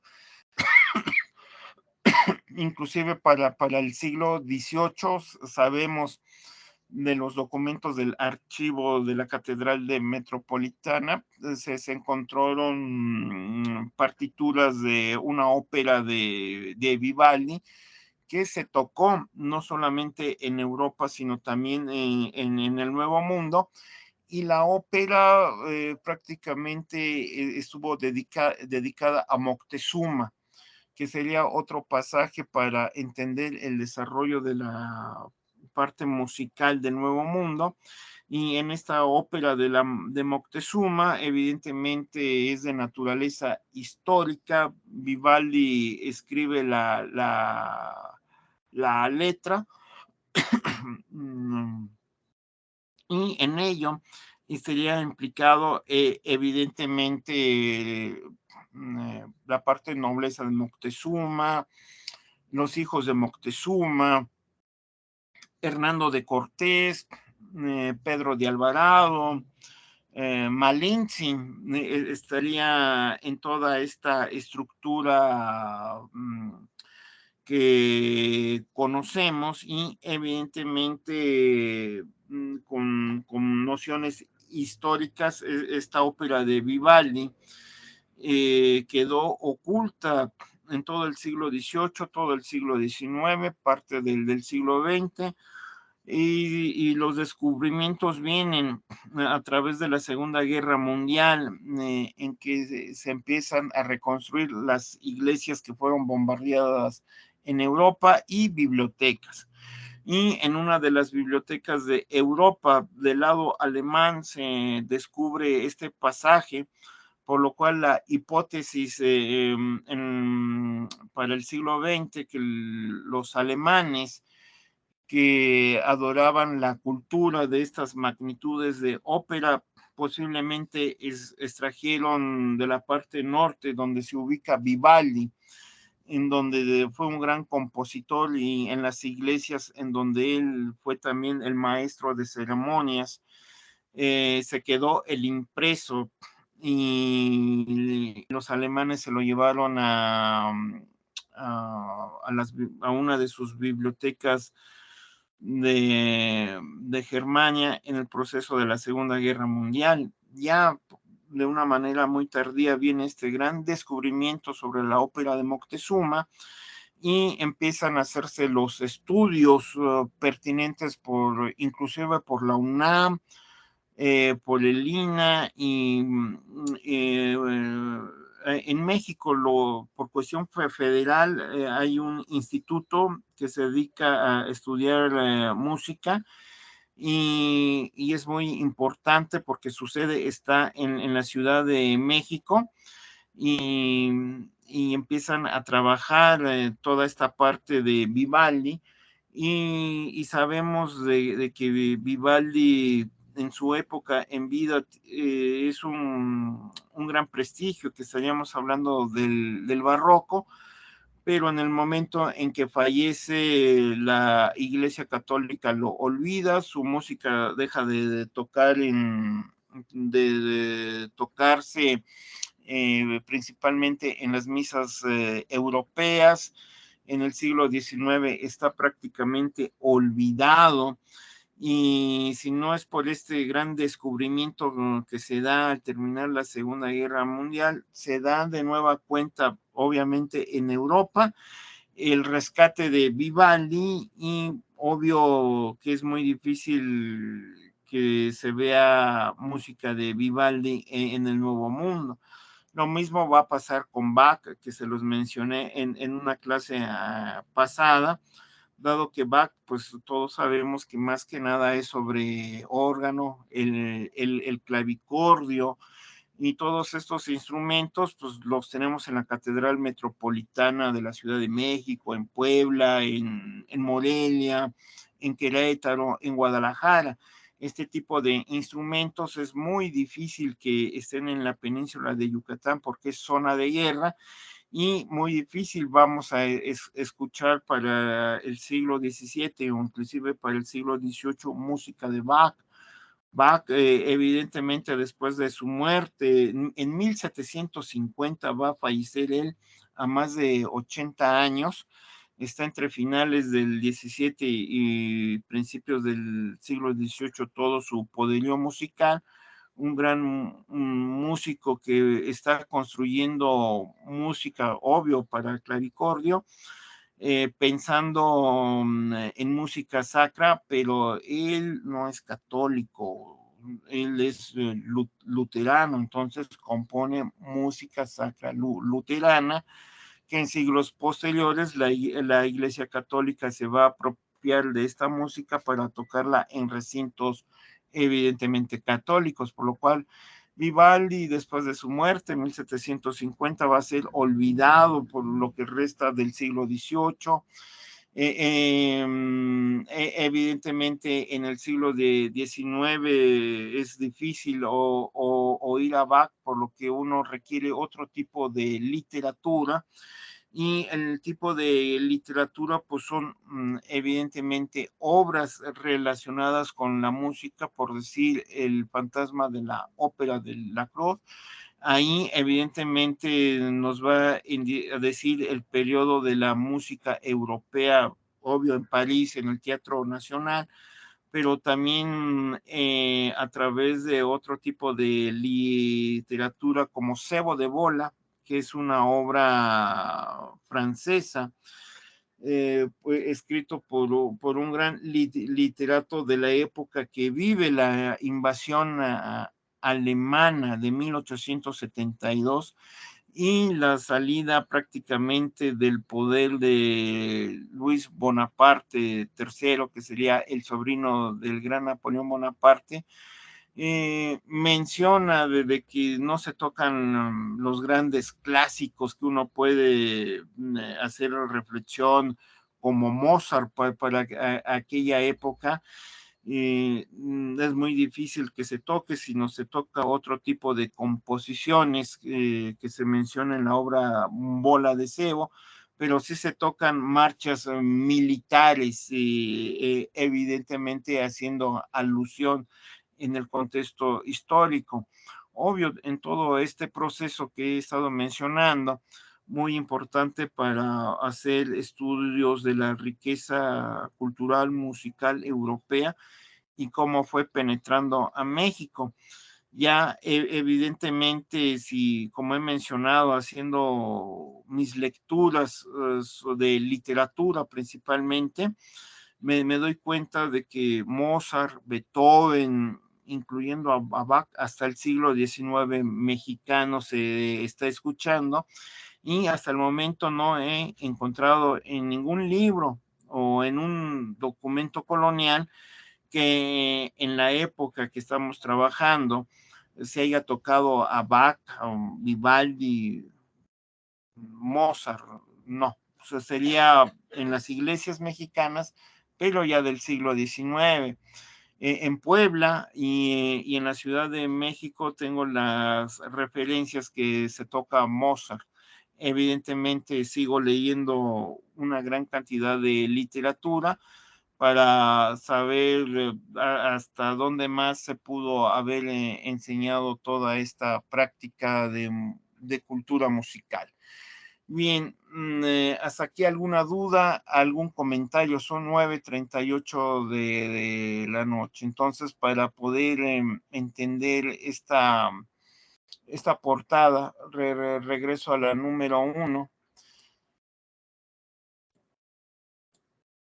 Para entender la portada se requieren 2 conocimientos o 3 conocimientos. Historia del arte, para explicar la arquitectura y la iconografía. Historia regional, evidentemente para entender el desarrollo de evangelización en una alta zona de idolatría y que los franciscanos construyeron una gran cantidad de iglesias que están muy cerca de un poblado a otro, que son pueblos de indios, a excepción de Zacalaca, que sería pueblo o república de españoles, y en el cual, al haber una gran cantidad de iglesias cercanas por los documentos del Archivo General de Indias, en donde lo trabajamos hace tiempo de manera presencial, nos dimos cuenta que desde el siglo XVI se construyeron primero capillas, luego iglesias, porque había una alta concentración de idolatría, lo que significa que los mayas, aunque estaban conversos, practicaban el sincretismo. ¿Qué significa? Adorar al Dios cristiano, a Jesús, la Santísima Trinidad, pero también no solamente adorarlo en rezo, sino ir a la Sagrada Misa, comulgar, comer la hostia. Esto significa que posiblemente se confesaban por si cometieron algún pecado o algún mal comportamiento dentro de la ética cristiana religiosa, principalmente de los franciscanos, y en ello va a estar prácticamente esa parte católica de los mayas, pero la parte de su idolatría va a ser que adoraban a sus antiguos dioses, posiblemente prendían veladoras en el bosque. Eso está prohibido por los concilios que les mencioné, el concilio de Trento.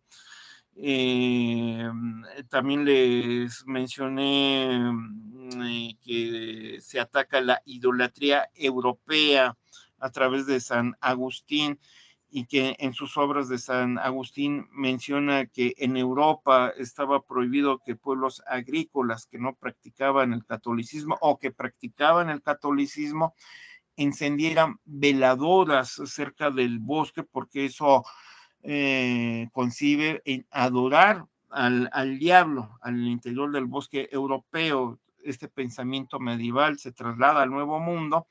No tenemos bosque, pero tenemos selva y animales y plantas desconocidos por los europeos, por lo que ellos piensan que están en el Edén.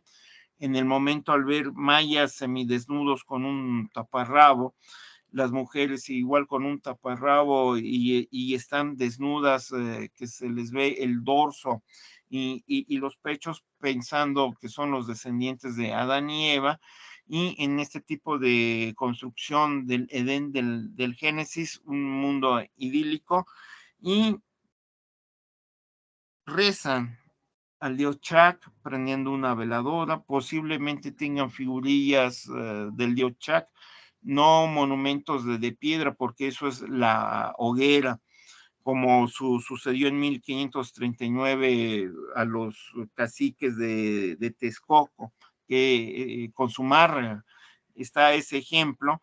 Entonces, hacer autosacrificios, cortarse la lengua con un punzón, o sus partes genitales, haciendo oraciones con una veladora encendida, cerca de la selva, estarían estos, lo que llamaríamos la milpa, y en ello la cosecha del maíz principalmente, luego del frijol, y en sus cantos rezándole al dios Chak para abundantes lluvias, y al dios Kin para proteger su cosecha, y haciendo sus oraciones y virtiendo la sangre de sus partes nobles y de la lengua, extraídas a través de un punzón.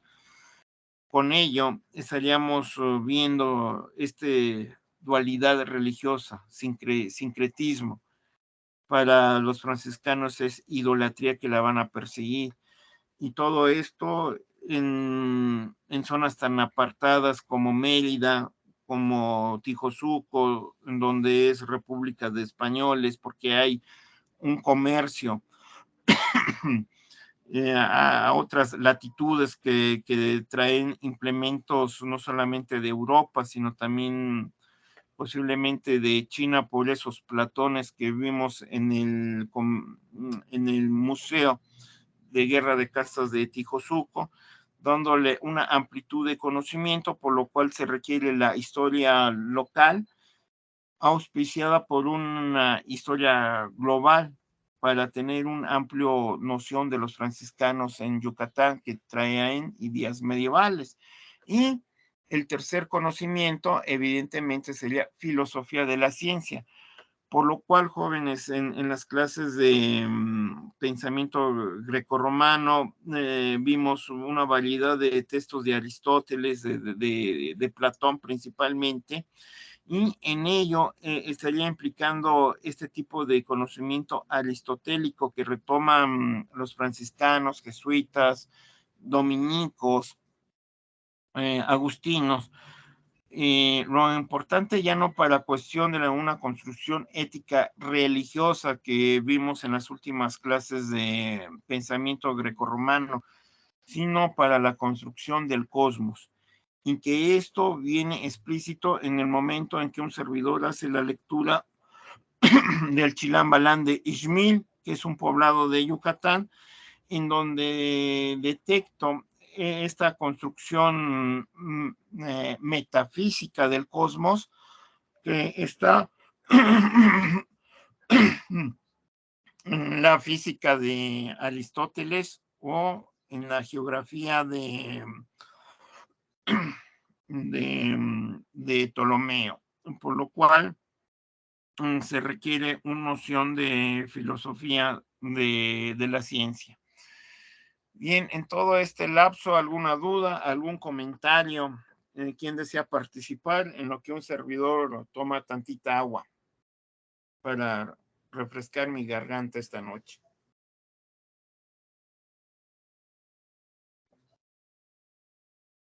¿Algún comentario?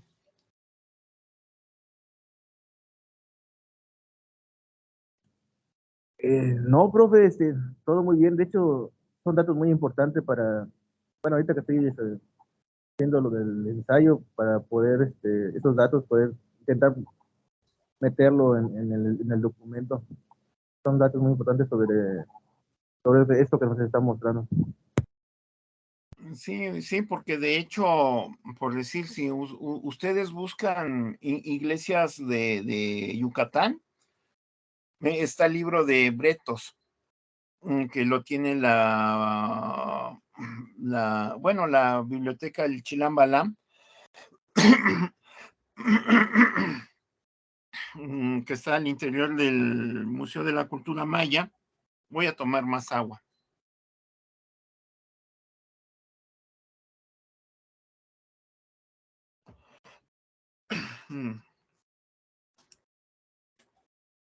Pero también está este libro en la biblioteca Santiago Pacheco Cruz. Y hice la lectura de esta obra de Bretos. El libro editado en Mérida. Entonces tiene una gran cantidad de información. Es un libro pequeño, no, bueno, no lo vamos a comparar con la obra magna de Manuel Toussaint, que que también tiene bastante información de la península de Yucatán. Evidentemente viene la Catedral de Mérida, Maní, Mama, por lo que me puedo acordar en estos momentos, la iglesia de la Mejorada, que está en Mérida, obviamente Campeche. Vienen imágenes, inclusive, si no mal me acuerdo, hasta de Bacalar, y está la obra de Bretos, inclusive hasta Tijosuco, pero no vienen más imágenes, y recuerdo Chichanjá, pero Chichanjá es foto aérea. Entonces me doy cuenta de que la universidad en ese tiempo, la de Quintana Roo, no tiene obras sobre las iglesias coloniales. Es más, ninguna universidad de Quintana Roo lo tiene. Cuando estoy trabajando Sabá, obviamente trabajamos la enciclopedia de Quintana Roo de Shakur Maiza. Vienen imágenes, mapas, inclusive mapas de la ubicación, da explicaciones de la iglesia, pero de una manera muy general, y su fuente evidentemente es el de Manuel Bretos. Bretos da una explicación muy general, pero no se mete a cuestión iconográfica. Bretos no se mete a la parte histórica o regional de cada iglesia, sino un contexto general de la península de Yucatán, y trae más fotografías de iglesias de Yucatán. Luego viene Campeche, y al final algunas que mencioné de Quintana Roo, y no trabajan Sabá.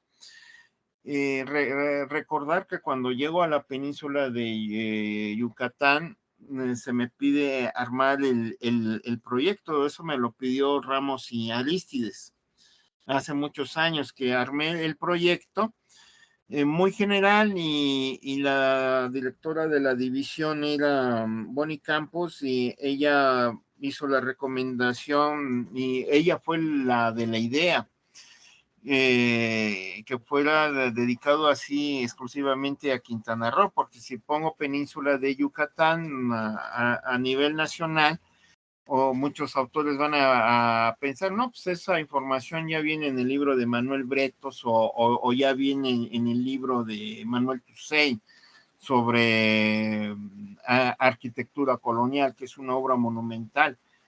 Entonces, Bonnie Campos da la idea, si teníamos, por decir, un documento general, historia, más bien historia y arte en la península de Yucatán, siglos XVI al XVIII, Bonnie Campos da la idea que se quede arte, historia, pero en Quintana Roo, siglo XVI y XVIII. ¿Por qué en Quintana Roo? Si el término no existe para la época. Y le di la razón a Bonnie Campos, porque yo venía llegando de la Ciudad de México. Por decir, vas a romper en el contexto de la obra de Manuel Bretos, que lo conoce Bonnie Campos porque ella es doctora en geografía de la UNAM. Y siendo de la península, pues es evidente que conoce todos los libros relacionados con Yucatán, y aparte ella nació en Mérida. Y tengo a una directora divisional mujer con un amplio conocimiento, evidentemente mucho mayor que el mío, porque ella es de la península, tiene muchos años de vivir en la península, y todo un proceso cultural que yo he estado aprendiendo conforme cada día pasa, y que se quedó así, que se quedara en Quintana Roo, para darlo a conocer tanto al interior de la UCRO, a los lectores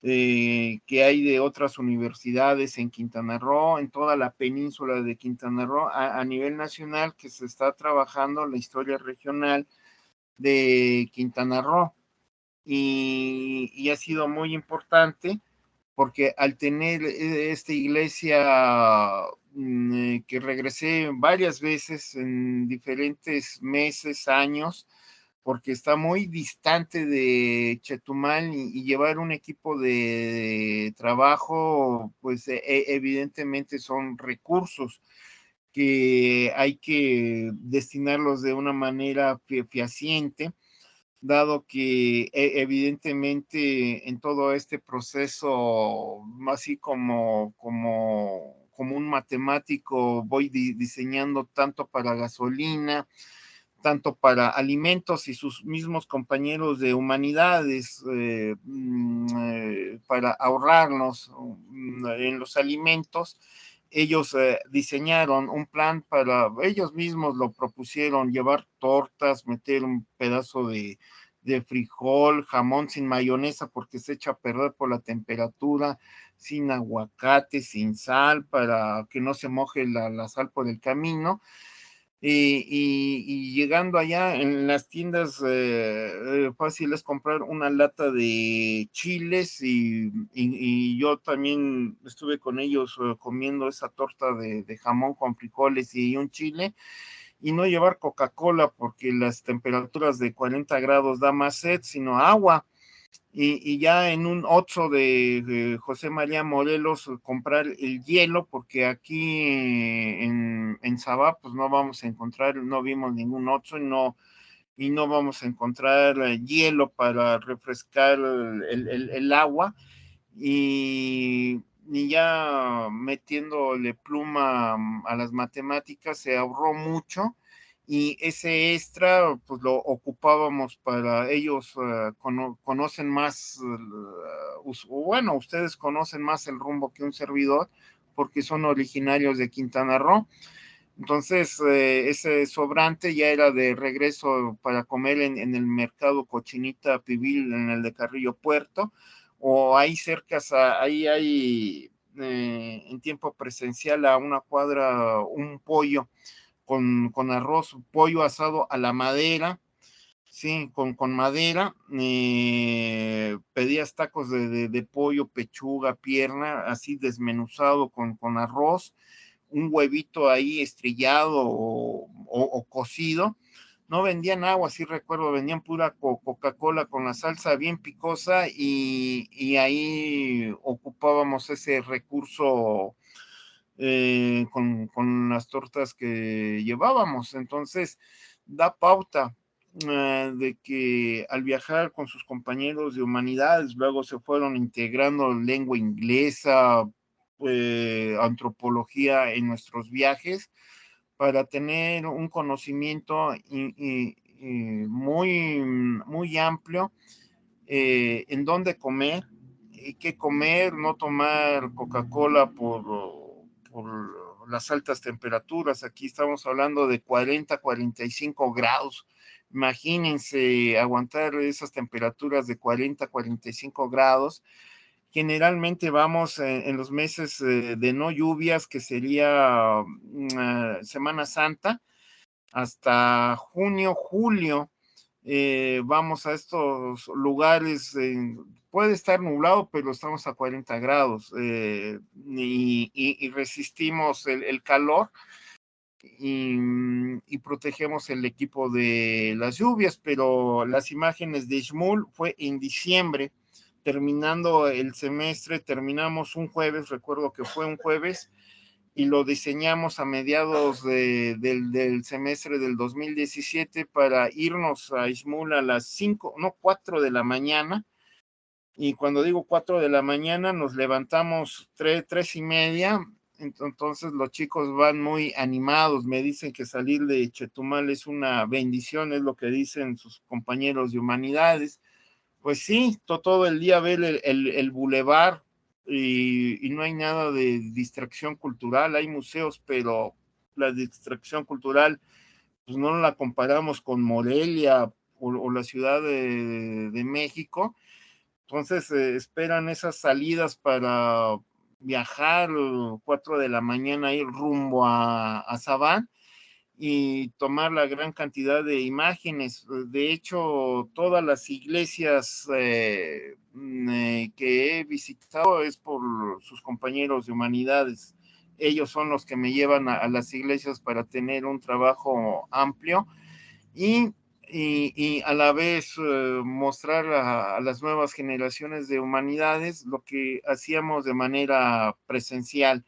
Más adelante les voy a mandar algunos videos que he recuperado.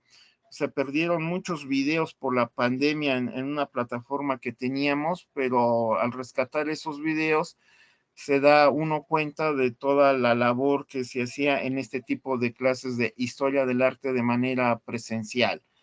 Bien, ¿algún comentario o alguna duda? Ya para irnos a descansar, son 9:58 de la noche. Axel, ¿algún comentario final?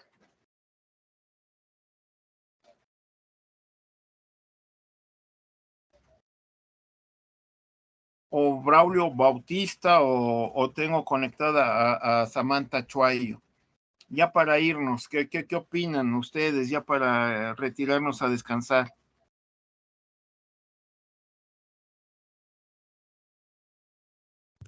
Pues de mi parte, profe, cómo la historia ha ido, ahora sí que ahí está, se ve en los edificios de las iglesias, cómo ha pasado el tiempo. Y sí me pareció raro ver la imagen donde tiene un techo de láminas, eso ya rompe con toda la hegemonía, todo lo estético, todo lo bello del sitio, del lugar.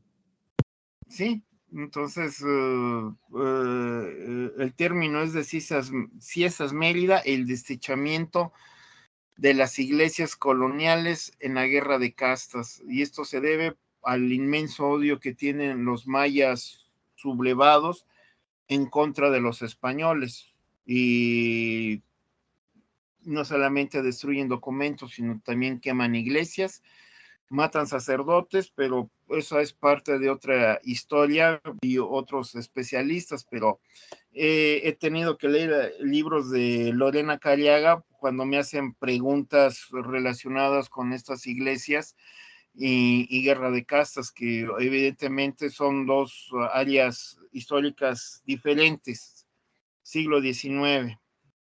Y un servidor llega en la época colonial, siglo XVIII, así como se lo expliqué a Axel hace un par de semanas atrás. Bien, de mi parte es todo. Que tengan buena noche. Dejo de grabar y ya estoy leyendo los trabajos que me mandaron.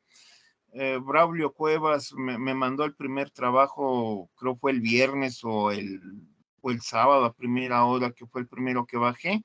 Hoy bajé 2 más y tengo mañana o pasado, no, mañana bajo un trabajo que me mandaron a la plataforma Teams. De mi parte es todo, que tengan buena noche y Axel, pues vaya preparando, él tiene la libertad de seleccionar algún tema que está en el paquete didáctico. Buena noche. Sí, profesor, gracias, buenas noches. Sí, gracias. Buenas noches, profe. Yo falto en subir el trabajo. Estoy a ver si mañana Sí. te lo hago llegar. Ya estoy en ello. Me hace falta, pero como ando con otros pendientes de la escuela, pero ya estoy en eso y se lo hago llegar. Sí, se lo agradezco, Ulises. Buena noche. Buenas noches. Buena noche.